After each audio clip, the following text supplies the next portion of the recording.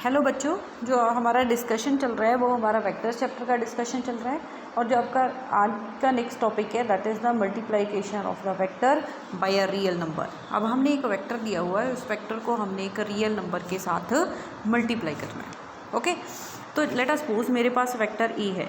A is the given vector and n is the any real number. अब मैं ए vector को N के साथ मल्टीप्लाई करना और देखना कि ए वेक्टर के ऊपर क्या इफेक्ट होगा। ओके, तो बेसिकली क्या है, अगर आप किसी भी वेक्टर को एक रियल नंबर से मल्टीप्लाई करोगे तो जो रिजल्टेंट बनेगा that will be again a vector quantity. Okay, वो क्या होगी, वेक्टर होगी। जैसे लेट अस सपोज मैं यहाँ पे एग्जांपल ले रही हूँ, you are travelling towards the positive x axis. आप पॉजिटिव एक्स एक्सिस पे जा रहे हो और आपकी जो वेलोसिटी है let us suppose that is the 2 metre per second है। अगर मैं इस वेलोसिटी को 2 के साथ मल्टीप्लाई कर दूँ, 2 इज़ एनी रियल नंबर ही है ना, अगर मैं इसको 2 के साथ मल्टीप्लाई कर दूँ तो आपका आंसर क्या आएगा, 4 मीटर पर सेकेंड। आई कैप ऐसे ही लिखोगे ना कि आपकी वेलोसिटी क्या बन जाएगी, 4 metre per second and I cap क्या रिप्रेजेंट करेगा, डायरेक्शन। मीन्स जब आप किसी भी वेक्टर को, और यहाँ पे जो एग्जांपल लेके चल रहे हैं, अगर हम वेलोसिटी को एक रियल नंबर के साथ मल्टीप्लाई किया तो मैग्नीट्यूड तो उसका वेरी हो गया बट डायरेक्शन क्या रही, सेम जो पहले वाली थी। ओके, जो ऑलरेडी पहली वेलोसिटी की डायरेक्शन थी वही फाइनल वेलोसिटी की डायरेक्शन आ रही है। तो डायरेक्शन आ रही है मीन्स जो फाइनल क्वांटिटी बनेगी वो भी क्या होगी, आपके पास वेक्टर ही होगा। तो मीन्स अगर हम एन ए लिख रहे हैं, ए वेक्टर को किसी रियल नंबर के साथ मल्टीप्लाई कर रहे हैं तो ए भी आपको क्या बनेगा, न्यू वेक्टर बनेगा आपके पास। तो जो रिजल्टेंट क्या होगा, that is the vector A vector is given by n into A. Okay, तो अब हमने ये देखना है कि एन की वैल्यू के साथ ए कैसे वेरी कर रहा है। पहले तो क्या है कि अगर हम बोल रहे हैं कि n is greater than 0 means n की वैल्यू आपके पास पॉजिटिव इंटीजर है, पॉजिटिव इंटीजर 1 2 3 4 कुछ भी लेके चल सकते हो। तो लेट अस सपोज मैं यहाँ पे एग्जांपल मान के चल रही हूँ, let n is equal to 2, मैंने एन को 2 ले लिया तो ए वेक्टर क्या हो जाएगा आपके पास, that is the 2a vector. Means आपका जो मैग्नीट्यूड होगा वो डबल हो जाएगा पहले वेक्टर की जगह से और जो डायरेक्शन रहेगी दैट विल बी सेम। अगर 2 की जगह पे मैं कोई भी n लेके चल रही हूँ तो मीन्स जो न्यू वेक्टर बनेगा उसका मैग्नीट्यूड क्या हो जाएगा, n times the magnitude of the given vector but the direction क्या रहेगी, that will be remains same as that of the vector a। Okay, second one is the if a is less than 0 means a की value 0 से कम है, means we are talking about the negative number, we are talking about negative number. यहाँ पे मैं मान के let I am going to consider N की वैल्यू -2a, तो जो आपका रिजल्टेंट वेक्टर आएगा दैट विल बी -2a आ जाएगा। तो हमने पीछे पढ़ा है कि जो अगर नेगेटिव साइन किसी दो वेक्टर्स के बीच में आ रहा है तो मीन्स क्या होते हैं, दीज वेक्टर्स आर ऑपोजिट हो जाते हैं ना। तो अगर आप किसी भी वेक्टर को एक नेगेटिव रियल नंबर के साथ मल्टीप्लाई करोगे तो मैग्नीट्यूड तो उसका उस दैट टाइम्स ही हो जाएगा। जैसे यहाँ पे मैग्नीट्यूड तो डबल ही होगा बट जो डायरेक्शन क्या हो जाएगी, ऑपोजिट हो जाएगी as that of the given vector. Okay, अगर आप किसी वेक्टर को नेगेटिव नंबर के साथ मल्टीप्लाई कर रहे हो तो मैग्नीट्यूड क्या हो जाएगा, number of that number means 3 times. अगर 3 से मल्टीप्लाई करो, -3 से मल्टीप्लाई कर रहे हो तो मैग्नीट्यूड क्या हो जाएगा, 3 टाइम्स। -4 से मल्टीप्लाई कर रहे हो तो मैग्नीट्यूड क्या हो जाएगा, -4 टाइम्स। 2 से मल्टीप्लाई कर रहे हो तो मैग्नीट्यूड डबल हो जाएगा बट जो डायरेक्शन रहेगी वो क्या हो जाएगी, ऑपोजिट हो जाएगी as compare to the initial vector. Okay, and third case क्या बनेगा, if n is equal to 0, अगर n की वैल्यू 0 है। अगर आप गिवन वेक्टर को 0 के साथ मल्टीप्लाई करोगे तो आपके पास रिजल्टेंट वेक्टर क्या बनेगा, a vector is equal to 0 into a vector. तो हम इसको ऐसे लिखते हैं, a vector is equal to 0 vector. इसको हम बोलते हैं नल वेक्टर और 0 वेक्टर। मीन्स अगर आप किसी वेक्टर को 0 के साथ मल्टीप्लाई कर रहे हो तो आपको रिजल्टेंट क्या मिलेगा, that will be null vector और द 0 वेक्टर। इसकी कोई डायरेक्शन नहीं होती, ऐसे ही हम इसको 0 वेक्टर कंसीडर कर लेंगे। 0 वेक्टर की कोई डायरेक्शन नहीं कंसीडर। आप कैसे ड्रॉ करोगे 0 वेक्टर किस डायरेक्शन में है, तो हम यहाँ पे डायरेक्शन की बात नहीं करेंगे, we are talking about the magnitude. Okay, the next one is the multiplication of the vector by the scalar. Multiplication of vector by scalar. अब आपने एक वेक्टर को स्केलर के साथ मल्टीप्लाई करना है। आपने पढ़ा हुआ है P is equal to M V, linear momentum is equal to mass equal to velocity. ये हमको पता है कि मास के आपके पास स्केलर है, वेलोसिटी क्या है, वेक्टर है। तो अगर हम यहाँ पे अपने अकॉर्डिंग रिप्रेजेंट करेंगे तो ऐसा बन जाएगा P is equal to M V. तो यहाँ पे क्या होगा, अगर लेट अस सपोज मैं वेलोसिटी ले रही हूँ 10 metre per second, okay, and जो उसका मास है let us suppose it is 2 kg ले सकते हैं। तो मोमेंटम क्या आएगी आपके पास, that is the 20 kg। Okay, let us suppose मैं वेलोसिटी आई कैप ले लेती हूँ जहाँ पे, तो ये भी क्या आएगा आपके पास 2 kg आई कैप, 20 kg आई कैप, सॉरी।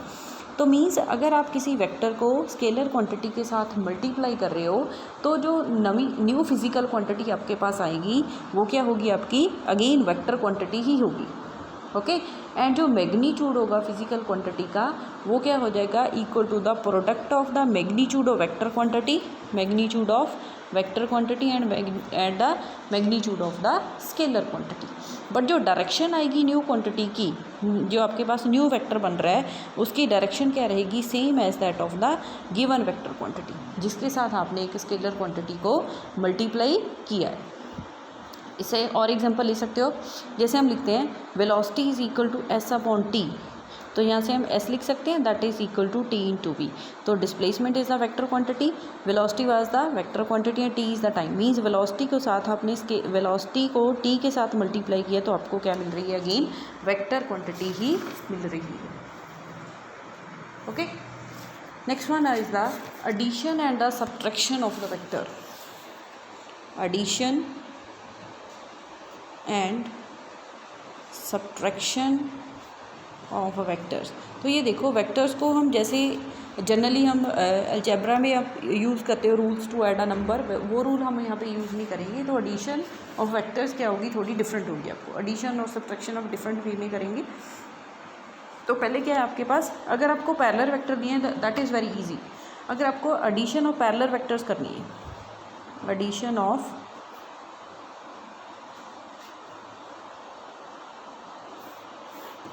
पैरेलल वेक्टर्स, तो पैरेलल वेक्टर्स को ऐड अप करने के लिए आपको कुछ ज़्यादा मेहनत नहीं करनी पड़ेगी। लेट अस सपोज आपके पास 2 वेक्टर्स हैं, vector A and vector B. हमने इन दोनों को ऐड करना है। ऐड करने के लिए जस्ट आपके पास इनका रिजल्टेंट क्या आएगा, that will be equal to directly A vector plus B vector. अगर आपके 2 वेक्टर सेम डायरेक्शन में एक्ट हो रहे हैं तो जो उनका एडिशन आएगी, आर यहाँ पे हम resultant vector means it is representing the addition of the vector A and b. A और बी की जो एडिशन है that is represented by simply a plus b को हम ऐड कर लेंगे। ओके, जैसे यहाँ पे ले लो कि पहले ऑब्जेक्ट जा रहा था एक्स एक्सिस पे और उसने 3 मीटर कवर किया, ठीक है, डिस्प्लेसमेंट। उसके बाद उसने 5 मीटर कवर किया, तो टोटल डिस्प्लेसमेंट कितना हो जाएगा, 8 मीटर। आई कैप ऐसे लिखोगे ना। तो मीन्स अगर 2 वेक्टर्स आपके पास पैरेलल हैं, both are acting along the same direction, तो डायरेक्टली हम उनको ऐड कर सकते हैं। Okay, next is the addition of anti parallel vectors. Addition of anti parallel vectors, anti parallel vectors हैं। जैसे आपके पास this is the vector A and this is the vector b, तो इनका रिजल्टेंट आप कैसे लिख सकते हो, जो हम ऐसे लिख सकते हैं, जो डायरेक्शन किसके साथ रिप्रेजेंट करते हैं, माइनस साइन के साथ। तो मैं इसको ऐसे लिख सकती हूँ, R vector is equal to A vector plus of minus B vector. Direction opposite है तो हम दूसरे वेक्टर के आगे क्या लगा देंगे, नेगेटिव साइन कंसीडर कर लेंगे। ओके, तो जैसे हम यहाँ पे ले रहे थे कि let us suppose object is positive x axis पे उसने कवर किया 5 metre and negative x axis पे उसने कवर किया 3 मीटर। तो रिजल्टेंट डिस्प्लेसमेंट क्या होगा उसका, 5 metre minus 3 metre, that will be equal to 2 metre. Okay, next is the addition of the 2 vectors. ये आपके पास कॉम्प्लिकेटेड आ जाएगा थोड़ा सा। Addition of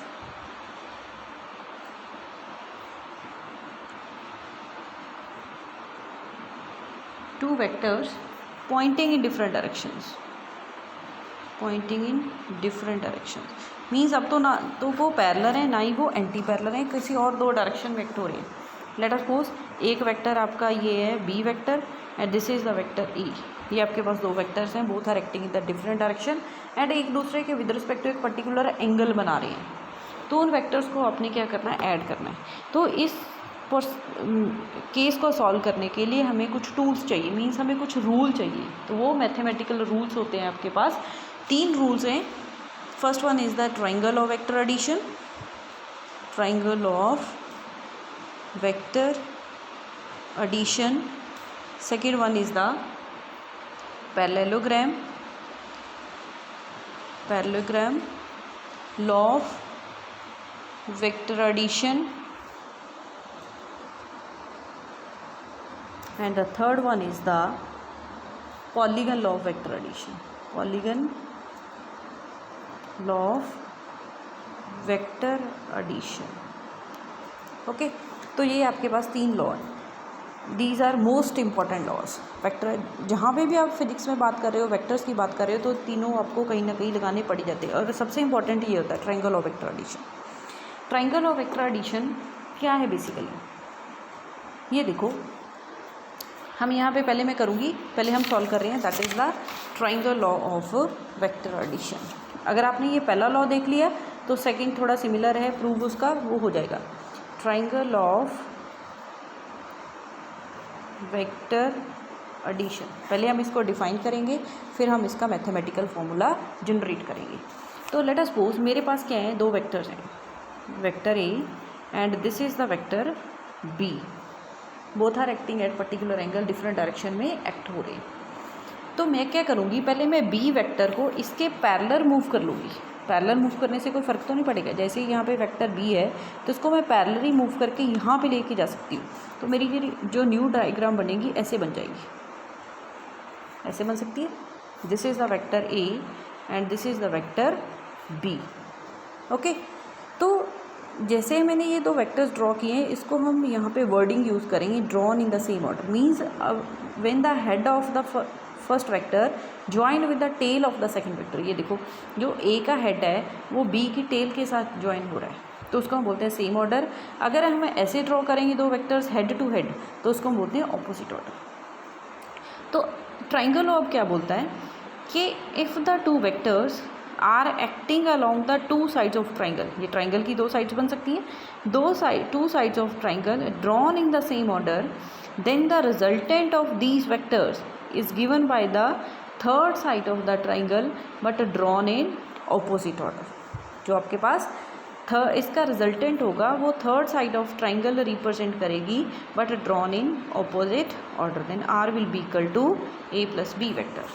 this is the definition of the triangle of vector addition. ये देखिए डेफिनेशन क्या है आपके पास, definition is the if the 2 vectors are represented both in magnitude and direction by the 2 sides of triangle taken in same order, then the resultant of these vectors is represented by both in magnitude and direction by the third side of the triangle taken in opposite order। जो आपके पास if the 2 vectors are represented by the 2 sides of the triangle drawn in the same order, तो इनका जो resultant है that is represented by the third side of the triangle, but हम इसको किस direction में ड्रॉ करेंगे, drawn in the opposite order। Okay तो नेक्स्ट इज़ द हमें एनालिटिकल मेथड मीन्स अब हमने इसका फॉर्मूला ड्राइव करना है। Analytical method to determine resultant vector using triangle of vector addition, using triangle law of vector addition. Vector addition का triangle law हमने use करके ये नेक्स्ट हमने ड्राइव करना है। तो लेट अस सपोज मेरे पास ये 2 वेक्टर्स हैं, vector A and vector B, both are acting along the 2 sides of the triangle drawn in the same order. तो ट्राइंगल ऑफ वेक्टर एडिशन क्या बोलता है कि जो रिजल्टेंट क्या होगा that is represented by the third side of the triangle but drawn in the opposite order. तो इसको मैं नाम दे रही हूँ ट्राइंगल ओ पी क्यू।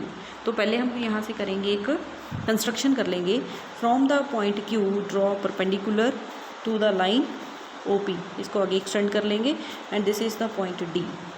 मैं सपोज कर रही हूँ if the angle between the two vectors is the theta, दोनों के बीच में कितना एंगल एग्जिस्ट हो रहा है, थीटा, तो ये आपके पास ट्रायंगल बन गई है। ओके, तो पहले हम यहाँ पे एक राइट एंगल ट्रायंगल कंसीडर कर रहे हैं, that is the triangle O D Q.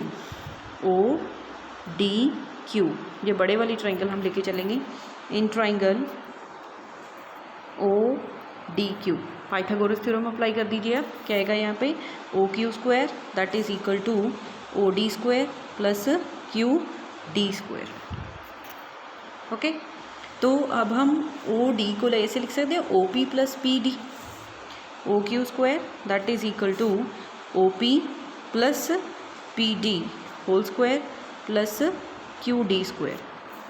Okay, इसको नाम देते हैं हम इक्वेशन नंबर 1।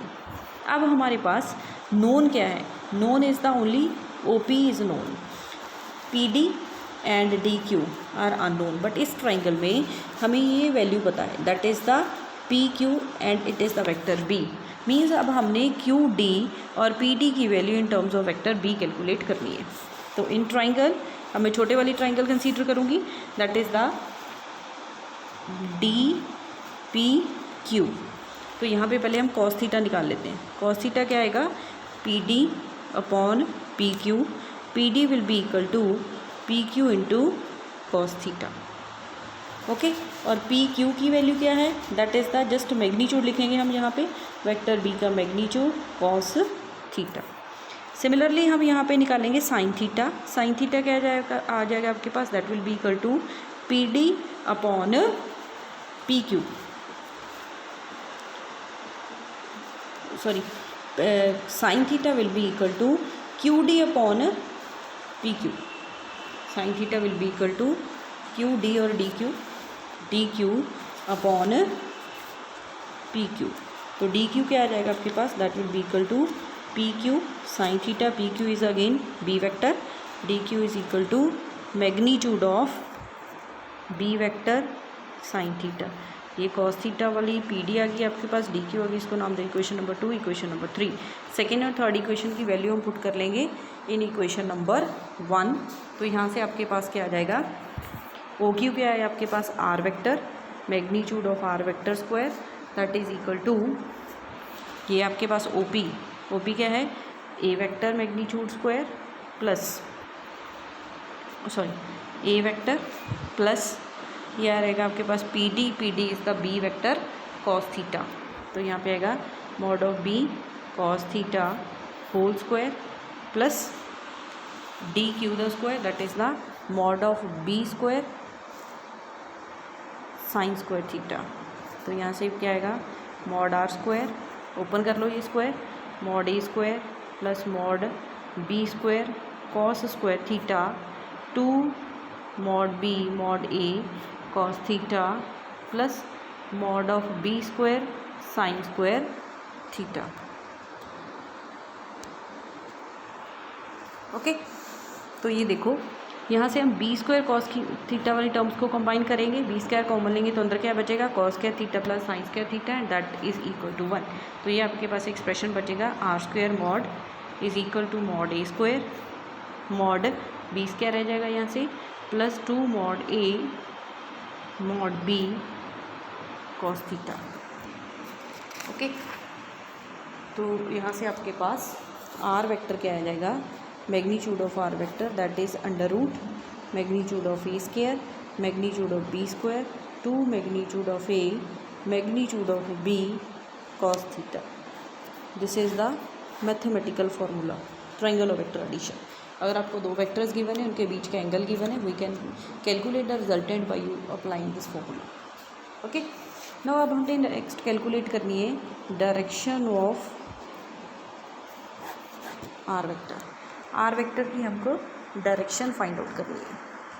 जो आर वेक्टर की डायरेक्शन होगी वो क्या है, let us suppose this R vector is making an angle alpha with the vector A vector के साथ कितना एंगल बना रहा है, ये अल्फ़ा एंगल बना। तो मैं यहाँ से tan अल्फ़ा निकाल लूँगी, वहाँ से अल्फ़ा हम इजीली कैलकुलेट कर सकते हैं। तो tan अल्फ़ा निकालेंगे हम इन द ट्रायंगल, कौन सी है आपके पास, ओ डी क्यू। अगेन ये बड़े वाली ट्रायंगल लेंगे हम, O D Q tan alpha that is equal to QD